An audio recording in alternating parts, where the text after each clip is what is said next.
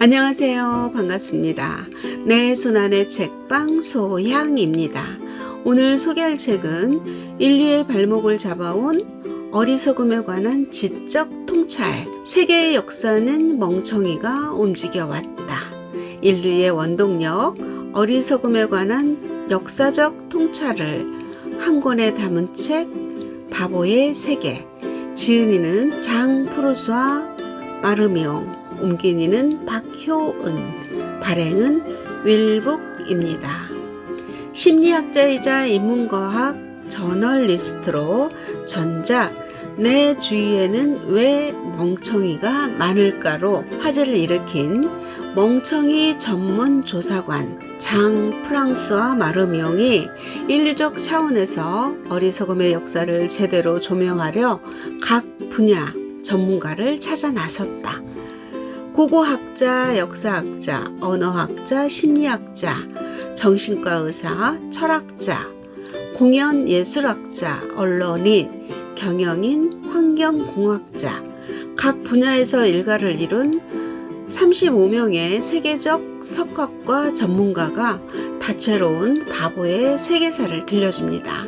지금의 인류를 가능케 한 신석기 혁명, 농업의 발달이 결과적으로 인간의 역대급 바보 짓이었다면 믿을 수 있을까? 자, 그럼 지금부터 책 속으로 들어가 보겠습니다. 오늘도 내 손안의 책방과 함께 즐거운 시간 되세요. 구독, 좋아요, 알림 설정은 사랑입니다. 오늘날 우리는 지구를 혹사하고 그토록 소중한 인류를 위해 지구가 해줄 수 있는 것보다 더 많은 것을 요구하면서 우리가 앉아있는 진화라는 나무의 가지에 더해 다른 가지들까지 모두 잘라내고 있다. 몸통은 아직 남아있으니 다행이라 해야 할까. 불행 중 다행으로 인류는 이런 상황을 인식시키는 과학적 도구를 단시간에 사람들을 결집시키는 디지털 도구를 행동하게 하는 정치적 도구를 만들어냈다. 어리석음과 지혜는 쌍둥이처럼 동전의 앞 뒷면과 같으며 몇 번이고 되풀이 된다. 환경재앙의 암흑에 둘러싸인 한계 상황에서 우리가 진화의 오수관을 피해갈 만큼 충분히 지혜로운지 되돌아보아야 한다. 이야기의 결말이 나쁘게 끝나면 자신이 주인공인 이야기라 해도 회피해버릴 우리가 아니던가. 위대한 역사학자 유발 하라리는 이렇게 말했다. 역사는 자기가 한 일이 뭔지 모르는 멍청이들에 의해 쓰인다. 동물의 가축화, 중화제국 건설, 유럽에서의 기독교 부상, 21세기에 현실로 나타나고 있는 인류 자멸 모의까지 중요한 4가지 에피소드를 통해 그 격언이 얼마나 타당한지 살펴보자. 농업의 발명은 인간의 어리석음을 비약적으로 발전시켰다. 인간은 자발적으로 길들여졌고 나약해졌으며 수많은 질병에 노출되었다. 예기치 않은 피해를 감수하지 않고서는 소, 닭, 돼지들과 공존할 수 없었다. 그리고 세균은 한 종에서 다른 종으로 옮겨가기 위해 가축을 이용했다.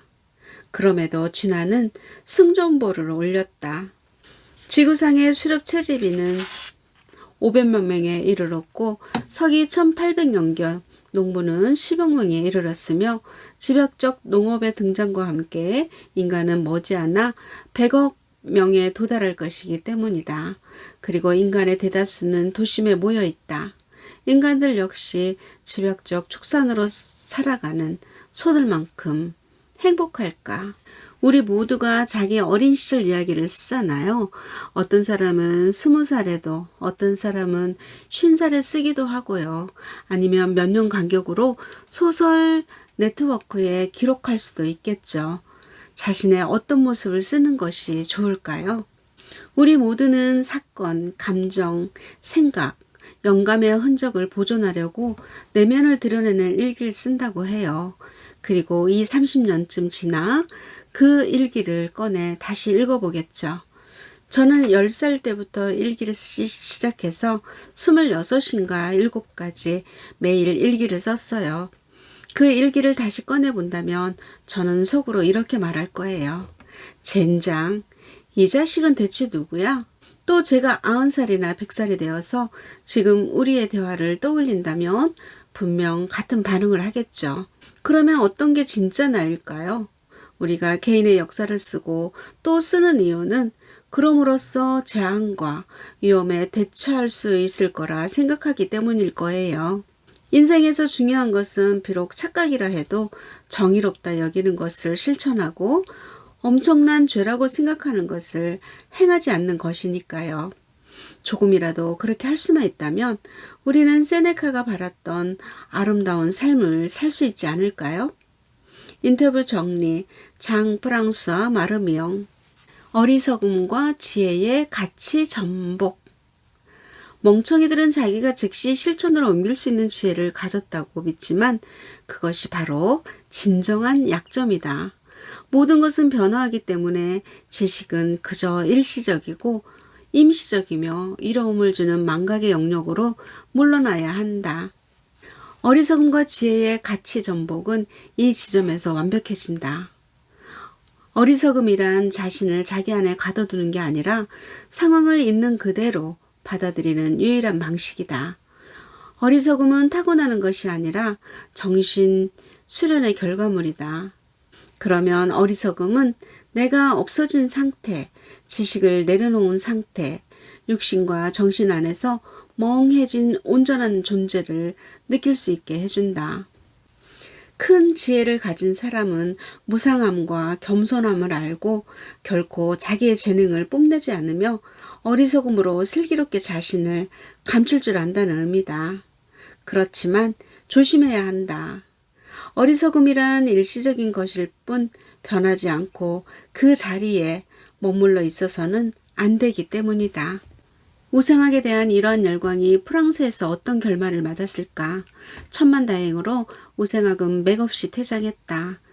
1942년에 제정된 법은 혼전 건강진단을 의무화했지만 이는 그저 예비 부부에게 정보를 주기 위한 제도였다. 게다가 이 법은 2007년 폐지되었다. 그러므로 이제 올바르게 평가해야 할 때다. 의사들은 19세기 말에 프랑스에서 우생학 전파에 크게 기여하기는 했지만 프랑스 바깥에서 득세한 독선적이고 범죄적인 일탈에서 프랑스를 보호하기도 했다. 출산을 장려해 인구 증가에 골몰하고 민간 의료와 직업상 비밀의 특권에 지나치게 집착한 것도 사실이지만 자연 도태론자의 방약 무인에서 뒤로 물러나 결국 보건교육과 위생의 길을 택했다. 의학의 역사는 19세기에 정해진 그대로 오랫동안 의사들 자신의 세력군 안에 있었다. 그들은 발견과 개척자 정신으로 촘촘히 이어진 온전히 진보를 향한 역사를 만들어냈으며 그 역사를 관통한 것은 서서히 모습을 드러낸 과학적 진리였다. 내가 이 글을 통해 보여주고자 한 건 그러한 역사의 한없이 복잡한 특성이다. 어리석음은 언제나 제도 바깥이 아닌 제도 중심에 존재한다는 사실과 함께 말이다. 지식과 권력이 결합된 곳이라면 어리석음은 그 어디에라도 존재한다. 역사가 마르크 페로 20세기의 맹목. 스탈린 동지의 빗나간 예상. 스탈린의 가장 하찮은 잘못이라도 찾아내기 위해 신경을 곤두세우는 사람조차 분석가도 증언자도 심지어 생존자도 그의 다음과 같은 어리석음을 발견하기는 어려웠을 것이다. 하지만 그럴 만도 했다.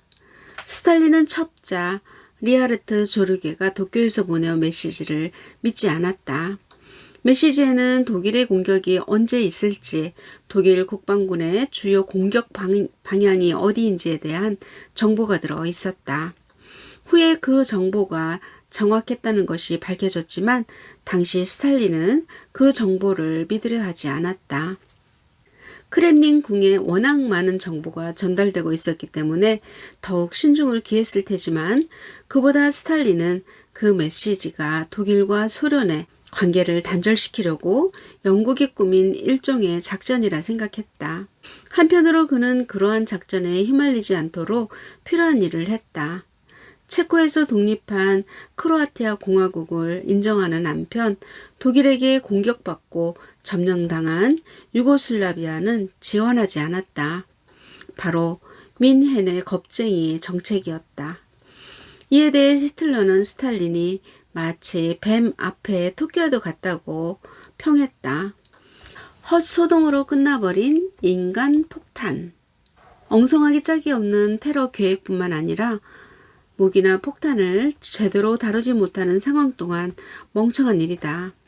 어설픈 테러리스트의 역사를 논할 때마다 어김없이 등장하는 시드 아흐메드 그람은 2015년 실수로 자기 다리에 총을 쏘아서 구조 요청을 할 수밖에 없었다. 현장에 도착한 구조대는 그가 이미 여성 한 명을 죽였고 테러를 저지를 준비를 하고 있다는 것을 재빨리 알아차렸다. 그는 어리석음의 기다란 목록에서 꼴찌 자리를 차지해야 할 것이다. 1866년에 발명된 다이너마이트는 비효율적인 총칼 테러의 시대를 종식시키며 테러리즘의 기술적 전기를 마련해 주었다. 그러나 폭탄의 제조에는 과학적 지식이 필요했기에 번번이 사고가 발생했고 그 과정에서 테러리스트는 자신의 신체 일부를 잃기도 했다. 일례로 런던으로 망명한 프랑스의 아나키스트 마르샹 브루댕은 1894년 2월 15일 파리 테러를 준비하기 위해 어설프게 폭탄을 조작하다가 폭발시켜버리고 말았다. 짧은 역사에도 최근까지 자살폭탄 테러가 드러내는 몇몇 실책은 이 분야에도 상식이 요구된다는 것을 보여준다. 지하디스트 리처드 레이드는 2001년 12월 22일 파리 마이애미 비행기에 탑승해 폭탄이 설치된 자신의 신발에 불을 붙이려고 했다. 그러나 신발을 너무 오래 신고 있었던 나머지 축축해진 폭탄은 무용지물이 되었다. 우마르 압둘 무탈라브는 폭탄을 팬트 속에 숨기고 2009년 12월 25일 암스테르담 디트로이트 비행기에 탑승했다. 그러나 폭탄은 그의 바지가랭이 사이에서 터져버리고 말았다. 인류는 어쨌든 이 문제에서 벗어나게 될 거예요. 그것은 의심의 여지가 없어요. 인류는 다른 어떤 것보다 더 오래 살아남을 거예요. 진짜 문제는 살아남은 인류의 세상이 어떨지, 얼마나 고통받을지를 알아야 한다는 것이에요. 시기를 놓치지 않고 기후변화에 대응하는 문제에 관해서라면 저는 긍정적인 답변을 할 수가 없어요. 그에 대한 대응은 한 세대가 더 필요할 것 같으니까요. 저는 미래에 대해서는 회의적이에요. 그렇다고 그게 제가 하는 일에 영향을 주지는 않아요. 제가 하는 일이 그럴 만한 가치가 있는 일인가를 자문해 볼 때마다 항상 제 대답은 그렇다니까요. 우리의 대응은 20년 정도 뒤처져 있고 그 대가를 치르게 될 거예요. 그렇지만 이제라도 가능한 한 신속하게 대응해야 해요. 그 결과가 기대한 만큼 나오지 않을 것 같아서 걱정이기는 하지만요. 게다가 수많은 파괴의 대가로 지구 온도 상승 제한도 1.5도가 아닌 2도로 바꾸어야 하게 될 거예요. 장 프라스와 도로티의 어리석음, 역사의 원동력. 우리는 다음의 역사 사실들을 통해 어리석음이 역사의 원동력이라는 가설을 탐구해 볼 것이다. 그저 흥미로워 보여서? 아니다. 이 주제는 정말로 진지하게 탐구할 가치가 있다. 이는 독립적 견해도 완성된 이론도 아니다. 다만 우리가 인간 행동에 관심을 가질 때 무시할 수 없는 하나의 작업 가설로 이해한다면 적당할 것이다. 거대함을 바라는 오만. 학술 용어로는 휴브리스. 이는 역사의 흐름에 큰 영향을 미치는 어리석음의 또 다른 형태다. 그것은 거대함에 대한 열망이다. 열망의 근원은 힘, 권력, 부, 특권을 향한 수컷들끼리의 경쟁이다. 그리고 힘에 대한 열망은 수많은 미친 짓을 감행하게 했다.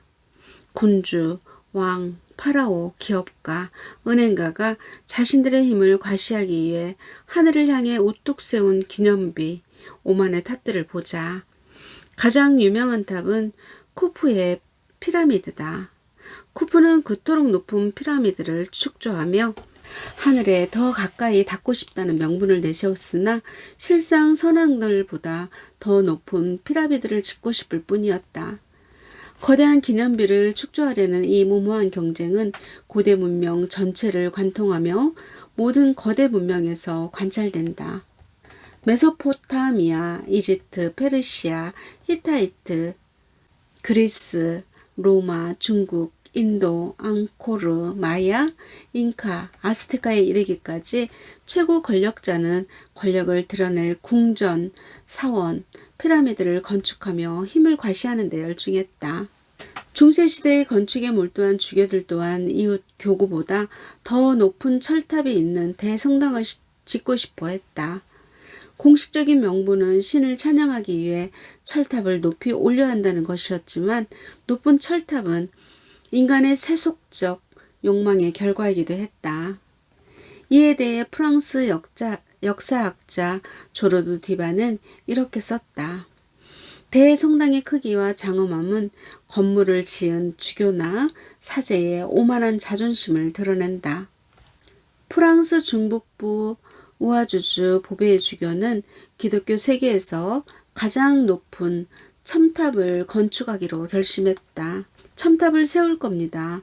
첨탑이 서고 나면 그걸 본 사람들이 우리를 미쳤다고 생각할 정도로 높은 첨탑을요. 1569년에 세워진 대성당 첨탑의 높이는 153m에 달했다. 그렇지만 첨탑이 서 있었던 기간은 고작 4년이었다. 예수 승천 대축일 미사가 끝난 후 우르르 쾅쾅 요란한 소리가 났고 단 몇 초 만에 첨탑과 종이 무너져 내렸다. 이후 첨탑은 절대로 재건되지 않았다. 네, 여기까지입니다. 바보의 세계를 통해 읽어낼 수 있듯 역사 속에서 어리석음이 작용하는 방식은 늘 이렇게 복잡했습니다. 다채로운 멍청이들의 역사적 일화 하나하나도 흥미롭지만 에피소드의 나열에 그치지 않고 본질적인 통찰을 던지는 책입니다. 장 프라수아 마르미옹의 바보의 세계, 내 손안의 책방이었습니다. 감사합니다.